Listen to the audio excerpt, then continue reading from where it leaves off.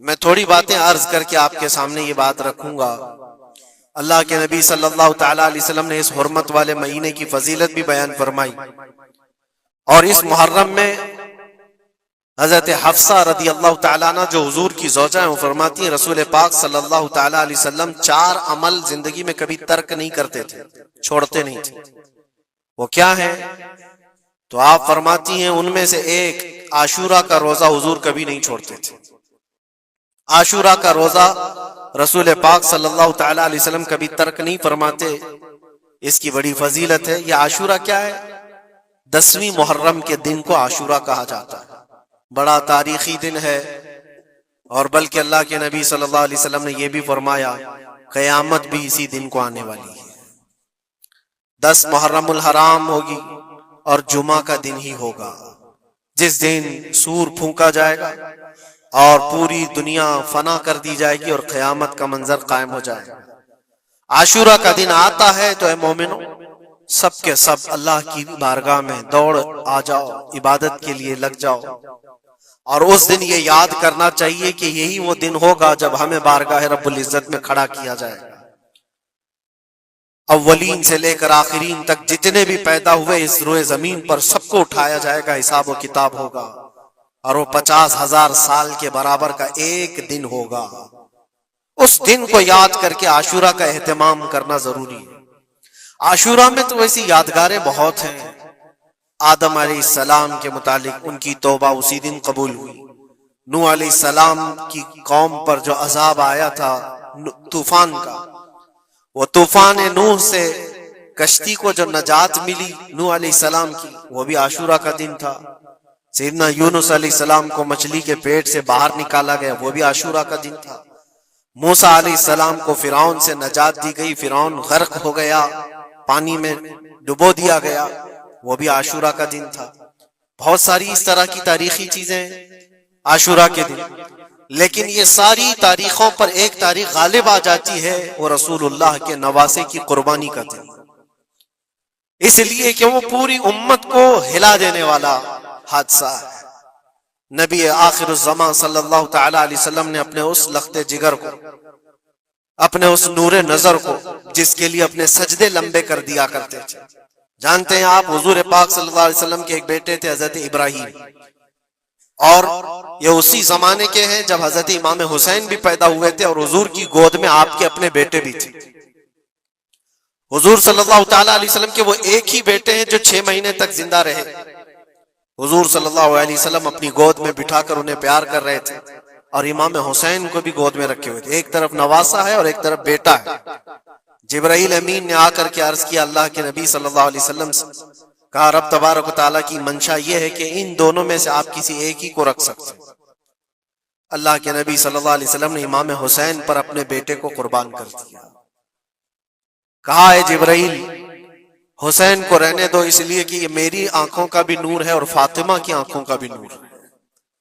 پھر چند ہی دن کے بعد حضرت ابراہیم کا انتقال ہو گیا۔ آپ اندازہ کریں جس حسین اعظم کے لیے رسول پاک صلی اللہ علیہ وسلم نے اپنے بیٹے کو قربان کیا، اور مدینے کی گلیوں میں جس کو اپنے کندھوں پر اٹھا کر سوار کرتے تھے، امام حسین حضور کے صلی اللہ تعالی علیہ وسلم کے کندھوں پر سواری کیا کرتے تھے۔ دوش نبوت جن کی سواری ہو، اندازہ کر سکتا ہے کوئی؟ اس حسین اعظم کے چرچے مدینہ طیبہ میں بچپن میں ہی عام تھے۔ صحابہ اکرام رضوان اللہ تعالی علیہ مجمعین دیکھتے تھے، کبھی حضور صلی اللہ تعالی علیہ وسلم مسجد نبوی تشریف لاتے تو یہ دونوں شہزادے حضور کے جبے پر لٹکے ہوئے آتے تھے۔ کبھی حضور منبر پر کھڑے ہیں تو ایک شہزادہ حضور کے ایک قدم کو پکڑا ہے، دوسرا دوسرے قدم کو پکڑا ہوا ہے۔ یہ تو ان کی پرورش تھی جو بچپنے کی تھی۔ صحابہ ان کی اس بچپنے پر رشک کیا کرتے تھے، اور صحابہ اکرام رضوان اللہ تعالی علیہ مجمعین ادب حد درجے کا کرتے تھے۔ آپ کو میں بتاؤں، ادب تو ایسا تھا اہل بیت اطہار کا۔ امام حسین کی عمر چھوٹی سی تھی، امام حسین، اور ایک زمانہ ایسا تھا جب حضور پاک صلی اللہ علیہ وسلم کے وصال کے بعد حضرت ابو بکر کا زمانہ آیا، 2.5 سال آپ نے خلافت کی۔ پھر اس کے بعد حضرت عمر کا دور خلافت شروع ہوا، اور حضرت عمر کے دور خلافت کو کون نہیں جانتا؟ ایسے روب و دبدبے والا خلیفہ، کہ لوگ ان کی ہیبت سے کانپتے تھے، قیصر و کسریٰ کانپ رہے ہوتے تھے، بڑی بڑی فوجیں تھراتی تھی اس نام سے، حضرت عمر کے نام سے۔ ان کے دور خلافت میں ایک بار ایسا ہوا تھا کہ حضرت عمر کے بیٹے ہیں عبداللہ، اور ان کا اور حضرت امام حسین کا بچپن میں کچھ جھگڑا ہو گیا۔ چھوٹی عمر تھی، امام حسین کی بھی عمر چھوٹی تھی، عبداللہ کی عمر بھی چھوٹی تھی، دونوں تکرار کرتے رہے، کچھ نہ کچھ بات چیت ہوئی ہوگی۔ تو حضرت حسین نے حضرت عبداللہ کو غصے میں یوں کہا، تو کیا مجھ سے بحث کرتا ہے؟ تیرا باپ تو میرے نانا کا غلام تھا، خلیفہ وقت ہیں وہ، اور ان کو اس طرح سے کہا تیرا باپ آج جو خلیفہ ہے وہ میرے نانا کا غلام تھا۔ حضرت عبداللہ کو یہ بات لگی، کہا میں یہ شکایت امیر المومنین سے کروں گا۔ وہ دوڑ کر کے آئے، خلیفہ وقت ہے جس کے سامنے کھڑے ہونے کے لیے اچھے اچھے کانپ جاتے تھے۔ بیٹے نے آ کر کے کہا حضرت عمر فاروق سے کہ ابا آج میری حسین سے تکرار ہوئی اور جھگڑے میں انہوں نے مجھے یوں تانا مارا کہ تیرا باپ میرے نانا کا غلام تھا۔ حضرت عمر اتر آئے کرسی سے اور کہا کیا حسین نے ایسا کہا؟ کہا بالکل ایسا ہی کہا۔ تو حضرت عبداللہ کہتے ہیں ابا کا جلال دیکھ کر کے میں سمجھ گیا کہ حسین کو سزا ملے گی۔ کہا جاؤ حسین کو بلا لاؤ، حسین کو بلا لاؤ، انہوں نے یہ کہا ہے میں سننا چاہتا ہوں۔ حضرت عبداللہ دوڑے ہوئے گئے، چند اور لوگ بھی ساتھ میں آ گئے کہ حسین کی پیشی ہو گئی ہے خلیفہ وقت کے دربار میں، امیر المومنین عمر ابن خطاب نے طلب کیا ہے۔ حضرت حسین آئے اور وہ شہزادے کے اندر جو رعب و دبدبہ ہے، جلال ہے، جمال ہے، وہ بچپنے سے قائم ہے۔ رسول اللہ صلی اللہ علیہ وسلم کا لعاب پاک جس نے پیا ہو، خلیفہ وقت کے سامنے آ کر کھڑے ہوئے۔ حضرت عمر نے پوچھا حسین میرے بیٹے کو کیا آپ نے ایسا کہا ہے کہ تیرا باپ میرے نانا کا غلام تھا؟ حضرت حسین نے کہا ہاں میں نے کہا ہے۔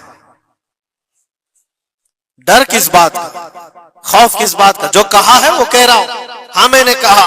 حضرت عمر نے کہا کیسے کہے بتاؤ، کس طرح سے تم نے کہا تھا، بول کے بتاؤ۔ حضرت حسین نے کہا میں نے عبداللہ سے یہ کہا تیرا باپ میرے نانا کا غلام تھا۔ حضرت عمر نے کہا اور ایک بار بولو۔ حضرت حسین نے پھر کہا عبداللہ تیرا باپ میرے نانا کا غلام تھا۔ حضرت عمر نے کہا اور ایک بار بولو۔ 3 بار بولنے کے بعد ان کے دونوں بازو پکڑ کر کے گھٹنے زمین پر ٹیک دیا۔ حضرت امیر المومنین کہتے ہیں میری بخشش کے لیے تمہارے جملے ہی کافی ہو گئے،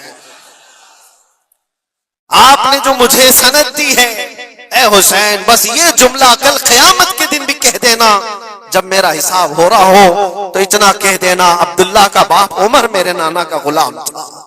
اس لیے کہ رسول کریم صلی اللہ علیہ وسلم نے فرمایا ہے الحسن والحسین سیدہ شباب اہل الجنہ، حسن اور حسین جنتی جوانوں کے سردار ہیں۔ یہ جسے اجازت دے دیں وہ جنت میں چلا جائے گا، جسے یہ کہہ دیں وہ کہ یہ میرے نانا کا غلام ہے۔ مجھے بتاؤ میرے عزیزو، اس حسین اعظم کی بات میں کر رہا ہوں، وقت کا باروب خلیفہ امیر المومنین عمر ابن خطاب جن کے سامنے گھٹنے ٹیک کر کے بیٹھے اور کہے یہ جملہ دوبارہ کہو، ان کا مقام کیا ہو سکتا؟ حد درجے کا ادب صحابہ اکرام کے اندر تھا۔